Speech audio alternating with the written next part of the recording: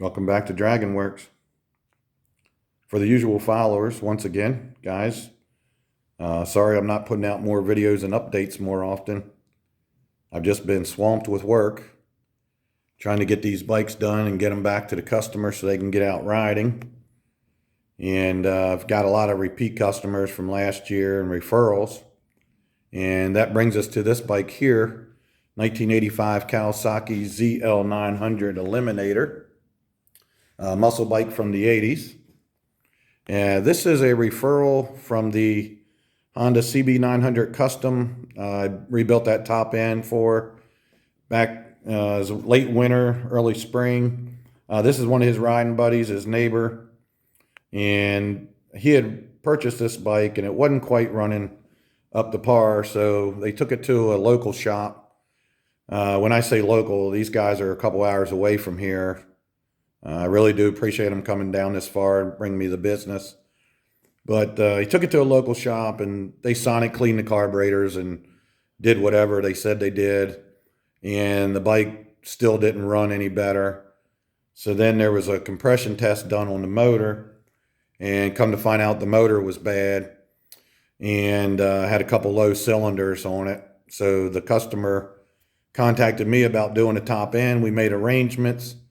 He got the bike down here and I did a compression test on it and found that the engine was absolutely excellent. Just like brand new, had excellent compression, all 4 cylinders. It's got 17,000 original miles on it. You would expect that the motor would be good, but you never know, what people might have done to them. So anyway, with the compression test coming out excellent, I started diagnostics on it and determined that there was something really bad going on with the carburetors, even though he just had them redone. So I pulled them off, opened them up, and discovered all kinds of carnage. We had parts that were not even in the right places anymore. Springs to the diaphragms were like popped up out of the top of the carburetors. It was a mess. The fuel needles had been all chewed up where they used some kind of pliers or something, taking them in and out. Just total carnage, I would call it. So I went ahead and ordered some kits for it. And the other thing, all the float levels were all different. Height adjustments, none of them were right, and none of them were the same. And so anyway, I got some kits, rebuilt the carburetors, set them all properly, adjusted them properly, and now this thing will rip your arms off. This bike is scary fast.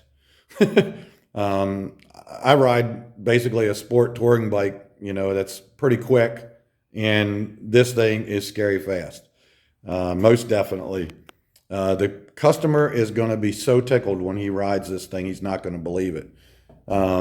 Anyway, so yeah, I rebuilt the carbs and like I say, got them adjusted, and now this is what it does.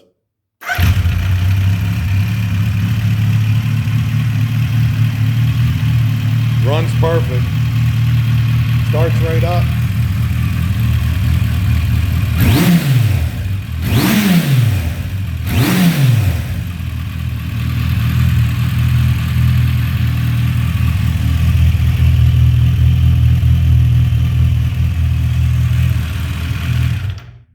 Yeah, this thing, like I said, it's an arm stretcher.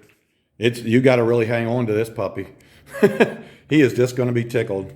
I also rebuilt the forks, put new seals in, and took care of some vacuum hoses and whatnot, a couple other little things. But he is just, I can't say enough how impressed he's going to be when he rides this. I told him make sure that he takes it for a test ride when he picks it up, because I want to see the look on his face when he gets back.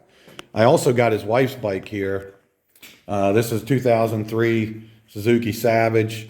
They were having trouble when you shut it off. It would backfire. But all these bikes do that. All these Suzuki Savage 650s. It's just a design.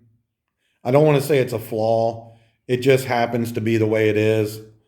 When you shut the key off, you cut off the ignition. There's no spark, but the engine's still turning a little bit. So it sucks raw fuel out of the carburetor. There's no spark to ignite it. So it goes straight into the exhaust and then it ignites in the hot exhaust and it goes bang. So some people have had success with getting rid of that, and some people haven't. I did some research on it, and the bike was kind of hesitating and just didn't have a whole lot of power. So I suggested cleaning the carb and do a jet kit in it, and you know, it would definitely run better, excuse me, and hopefully take care of the problem. So out of 10 start and stops, it did pop one time, but the bike definitely runs a lot better. Let me see here. Let's see if it does it now.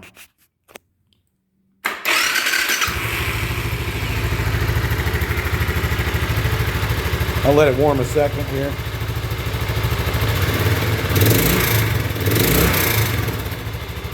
Yeah. 2003 Suzuki Savage 650. Let's see what happens. We'll turn her off. Oh, no bang that time. Let's try it again. Let's give it 2 shots here.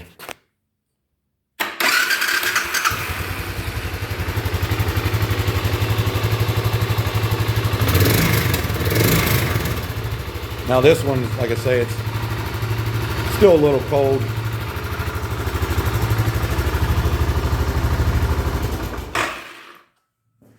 All right, no pop. It used to backfire, would go pow. Now, like I say, it did do it one time. I took it for a test ride and rode it pretty hard there, testing the carburetor out. And when I got back and shut it off pretty quick, it did pop one time. But that's about the 12th time I've started and stopped it. And it's only done it once. So I'm not 100% sure if it's gone totally, but I know one thing, this bike does run a whole lot better. Now I didn't choke it or anything starting it. That was a cold start with just hitting the button. If I choked it, probably would have started faster, run a little better, but you get the point. You know what it's like when I get done with this stuff. It all fires right up and runs great. So anyway, guys, I got to get the heck out of here. It's been a long day. I've knocked out a couple more. I got a lot more stuff to do. They're going to be here to pick these up next day or two. And I just wanted to get a little bit of a video on them. So yeah, any questions or whatever, hit me up. You guys need any work done, hit me up. Tell your friends, like, subscribe, all that good stuff. Dragon says, thanks for watching, and peace out.